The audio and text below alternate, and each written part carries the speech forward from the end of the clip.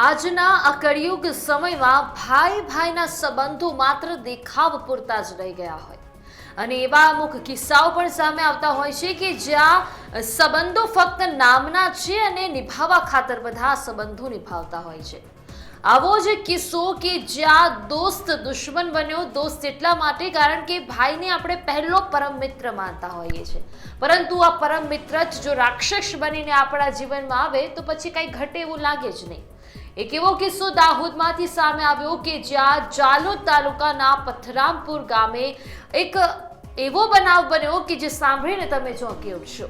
જેમાં જૂના ઝઘડાની અદાવત રાખી બે પિતરાઈ છોકરાઓએ કંઈક કારણોસર ઝઘડો કરી રહ્યા હતા અને ઝઘડામાં જે મૃતકનો નાનો ભાઈ થાય તે કેમ ઝઘડો કરો છો તે કહેતા સંજયભાઈ અને રેવનભાઈએ ઉશ્કેરાઈ જતા પોતાના જ સગા મોટા ભાઈને લોખંડના ધારિયાથી ડાબા હાથે તથા માથાના ભાગે મારી મોટા ભાઈ ચીમનને લોહી લોહાણ કરી નીચે પાડી દીધો અને તેને ગંભીર ઈજાઓ પણ પહોંચી છે અને મોટા ભાઈનું ઘટના સ્થળે કમકમાટી ભર્યું મોત થઈ ગયું।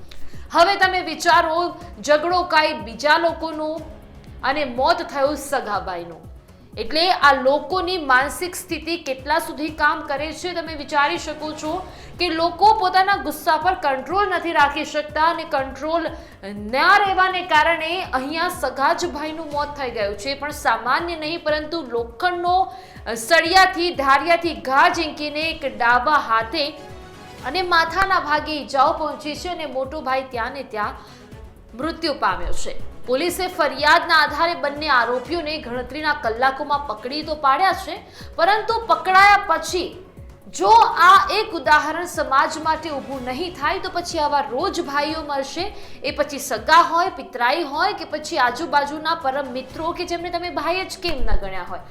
આ કિસ્સો દરેક પરિવારો માટે એક લાલ બત્તી સમાન કિસ્સો છે અને જે લોકોનું ચડતું લોહી હોય, જેને ગુસ્સો ત્વરિતપણે આવી જતો હોય, એ બધા માટે આ કિસ્સો એક લાલ બત્તી સમાન કિસ્સો છે કે તમે ગુસ્સામાં કંઈક એવું પગલું ના ભરી લો કે જે પાછળથી તમારા પરિવારને, તમારા બાળકોને, તમારા માતા પિતાને, તમારા મિત્રોને કે તમારા સમાજને ભોગવવાનો વારો આવે।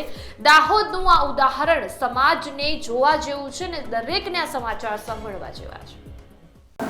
ગઈકાલે લીંબડી પોલીસ સ્ટેશનના પરથમપુર ગામે ધોળીદાતી ફળિયામાં એક હત્યાનો બનાવ બનેલ હતો, જેમાં કુટુંબી ભાઈઓ વચ્ચે જૂની તકરાર હતી ખેતી બાબતેની, જેમાં મરણ જનાર ચીમનભાઈ હટીલા નાઓને તેના પોતાના સગા ભત્રીજા સંજય હટીલાએ માથામાં દારૂ મારીને મારી નાખેલ છે। તેમજ આ કામેના આરોપી, મુખ્ય આરોપી સાથે તેના પિતા પણ સંડોવાયેલ છે।